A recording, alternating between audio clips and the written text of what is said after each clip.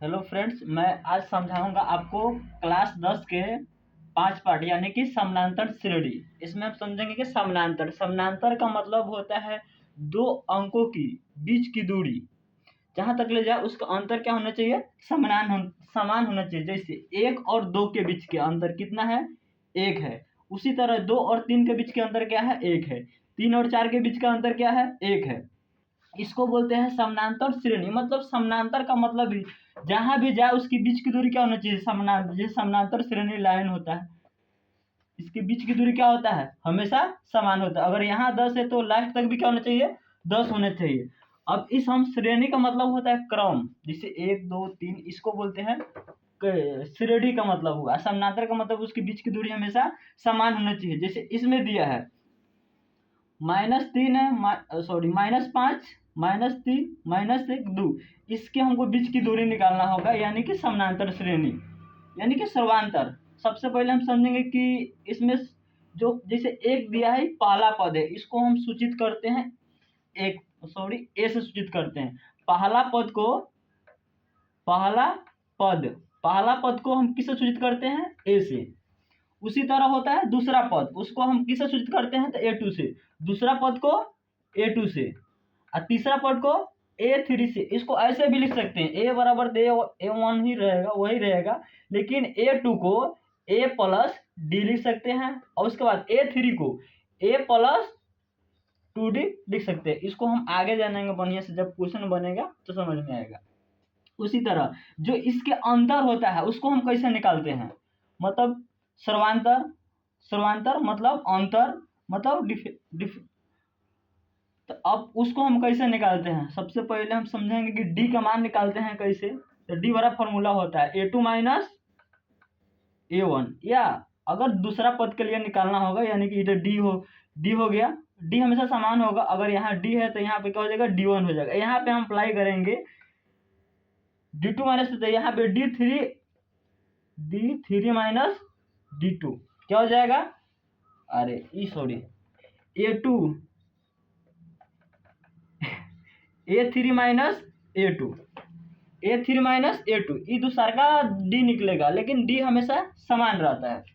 अगर अब कोई मतलब लिखा हुआ अंक मतलब एथी में है कि नहीं, समानांतर श्रेणी में है कि नहीं, इसको हम जांच कैसे करते हैं। उसका समानांतर श्रेणी मतलब उसका अंतर हमेशा समान होना चाहिए। इसमें कितना का अंतर है, सेकेंड वाला में, इसको हम चेक करेंगे। इसका फॉर्मूला क्या है, A2 माइनस A1। हम अब भी आपको हम बताए हैं, अब भी हमने आपको बताया है कि A1 यानी पहला पद, A2 यानी कि दूसरा पद, A3 माइनस तीसरा पद, A4 माने चौथा पद। तो इसमें हम अप्लाई करेंगे डी बराबर यानी कि सर्वांतर बराबर। इसमें क्या हो जाएगा, A2 यानी कि -3 में से क्या हो जाएगा, -5। तो ये क्या हो जाएगा, ये तो -3 रह जाएगा, लेकिन माइनस माइनस क्या हो जाएगा, प्लस। इसको हटाएंगे तो कितना हो जाएगा, मेरा रिजल्ट 2 हो जाएगा। क्या हो जाएगा, 2। ये प्लस में इसका सर्वांतर कितना आया, 2। याद रखना सर्वांतर हमेशा धनात्मक, ऋणात्मक, शून्य तीन हो सकता है। क्या हो सकता है, मतलब 0 भी हो सकता है। धनात्मक मतलब प्लस में संख्या आना चाहिए, 1 2 3 4 प्लस में। अब ऋणात्मक मतलब माइनस में आना चाहिए संख्या, कुछ भी हो सकता है 1 2 3, लेकिन माइनस में रहेगा।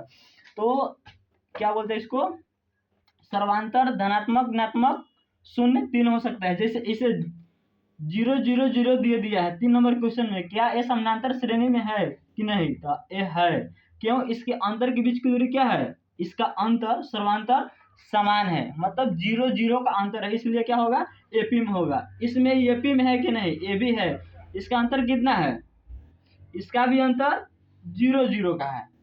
कितना का है, 0 0 का है। ये तो 0 0 है फिर भी एपी में होगा, और 0 0 का है फिर भी एपी में होगा। क्यों, क्योंकि इसका अंतर ही 0 0 है। चलो अब इसमें हम समझते हैं कि ए को हमने बता दिया। अब इसमें समझेंगे डी। डी का मतलब क्या हुआ, डी को हिंदी में कहते हैं सर्वांतर। क्या बोलते हैं, सर्वांतर। अच्छा, उसके बाद होता है ए एन। ए एन को बोलते हैं हिंदी में अंतिम पद। क्या बोलते हैं, अंतिम पद।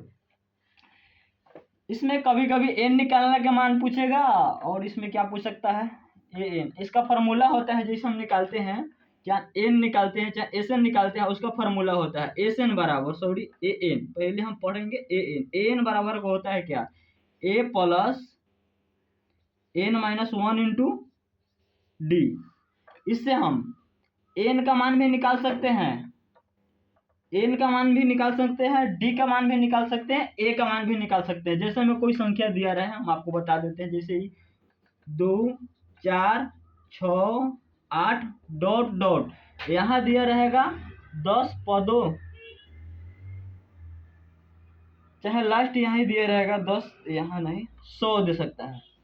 अब इसका बोलेगा एन क्या होगा, तो ए वाला अप्लाई करेंगे, लेकिन इसमें देखेंगे जो 2 दिया है ये पहला पद है, क्या है पहला पद, पहला पद मेरा क्या हुआ 2 हुआ, और ई 4 कितना हुआ दूसरा पद, यानी कि क्या हुआ मेरा ये ए का मान हुआ, ए बराबर क्या हुआ मेरा 2, और ए 2 बराबर क्या हो गया, ए 2 बराबर मेरा 4 हो गया।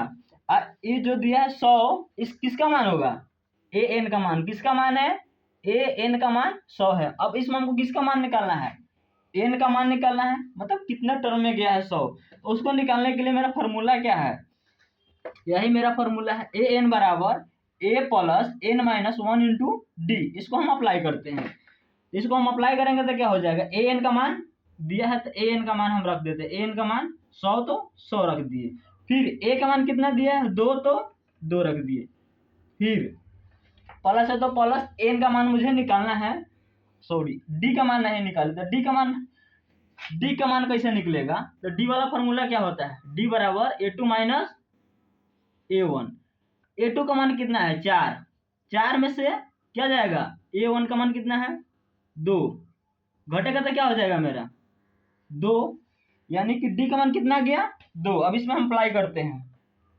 एन का मान मुझे मालूम नहीं है तो एन का एन इंटू 1, और डी का मान मुझे मालूम हो गया कितना 2, तो इसको बनाएंगे तो कितना हो जाएगा, सबसे पहली बात 100 को ही 100 इधर प्लस में, इधर क्या हो जाएगा माइनस में, ए था इसको गुना कर देंगे तो क्या हो जाएगा 2n माइनस 2, इसको घटाएंगे तो 98 हो जाएगा, और ये माइनस में इधर क्या हो जाएगा प्लस में बराबर 2n। अब यहाँ हम करेंगे 2n बराबर क्या हो जाएगा 98 को 2 गो 100 गो, n बराबर मेरा क्या हो जाएगा 100/2, काटेंगे तो कितना हो जाएगा 50, मतलब n का मान मेरा कितना आ गया 50। Thank you. अब इसके आगे हम देखेंगे एस एन का मान कैसे निकलता है, उसमें क्या झोला होता है।